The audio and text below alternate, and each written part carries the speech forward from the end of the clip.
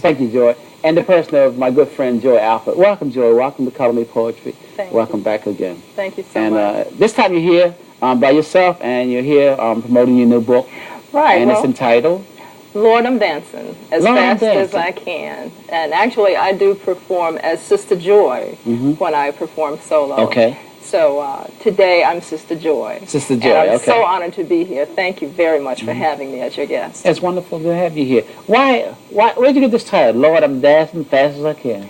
Well, the reality is, when I knew I was ready to publish the book, I started a list of possible names, titles, and I literally had a page of titles, but what it came back to was a mantra that I have said all my life, because there are times when we feel that we're overtaxed, but of course, He doesn't give us more than we can bear.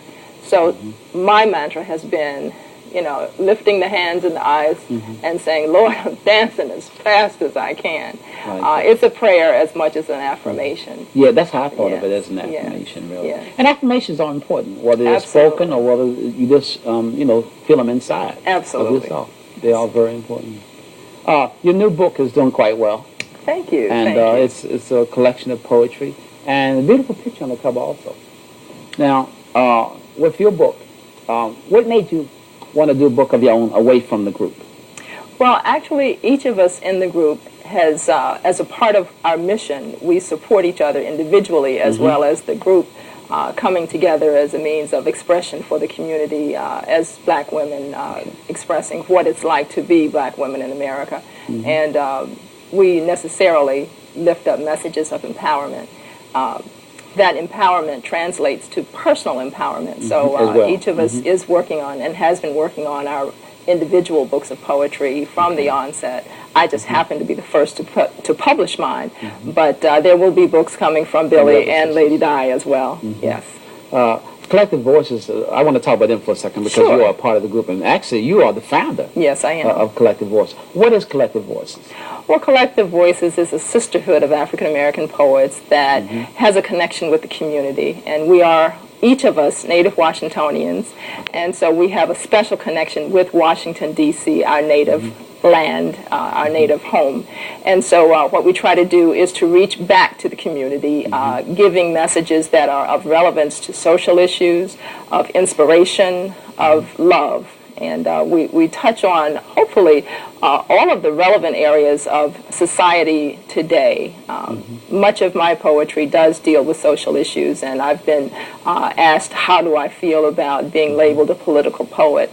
I don't necessarily see myself strictly as a political poet, but certainly that would not be a bad thing for anyone to aspire. And certainly my messages are intended to address the issues of the day, whether they be viewed as political or empowering to the individual. And recently, I think last month you were featured at the PG County Memorial Library in Oxon Hill. That is correct. Yeah, that was we had a wonderful evening. I'm looking forward to that being aired on television because it was recorded by Community TV, one of the local PG County-based cable companies, and I understand it's going to be an hour program, so we're looking forward to it, and I was blessed and honored to have my daughter with me moderating that program. Oh, really? So she, too, is Joy-Alford, so it was Sister Joy and Joy-Alford, a very unique and how old is she? She's 18, a student. She does write. She's a student at Clark Atlanta University, but she has recently started writing and was recently featured on, I'm not sure which radio station, but it was a college campus radio station where she and 3 young men did an hour of poetry, and that was news to me. I had not expected it, but it was wonderful to hear the tape. So she, in her own right, is a poet. Yeah, and it's good to see young people, you know, gravitate towards that genre of the arts. That's correct. Self-expression, I think, is very fulfilling. It gives you a sense of who you are, where you're going, and what it is that's of significance to you. Please share with us a piece from your new book, Lord, I'm Dancing Fast as I Can. Okay, well, there is a piece that has come to be my signature piece, and it's called With Honors, so I'll start that out. Actually, I would say that the piece is one that many people listen to and get a sense of who is Sister Joy. So that's what this piece is about. I'm sure you shared this piece in your presentation at the library. Yes, I did. Yes, I did. I graduated, top of my class, majored in Kick-Ass 101 from the School of Hard Knocks. Learned early not to cry the blues, because if you can't cry 'em like Billy, ain't nobody really listening.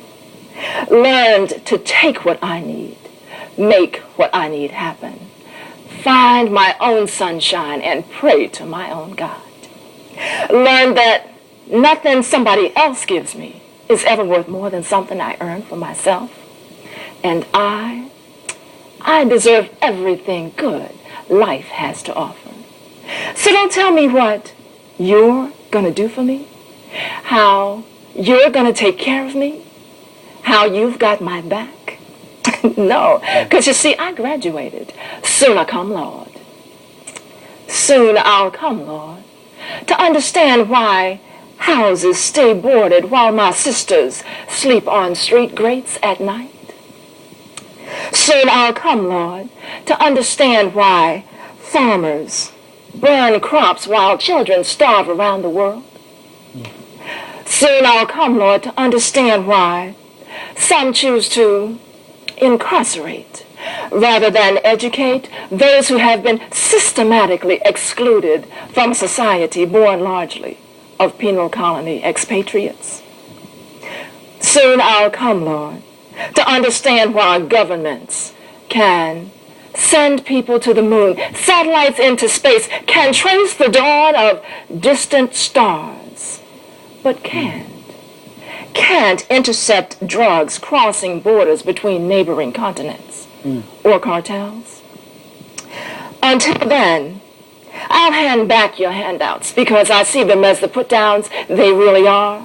And I'm turned off by your come-ons because, you see, coming or going, your manipulations leave me wanting.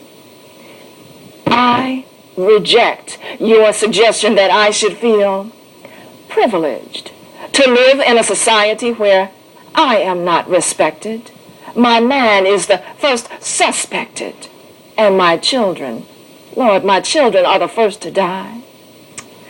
Yes, I graduated, top of my class, and I've got my own back, because you see, based on my recollections of the past, I need to keep it just like that. Most beautiful.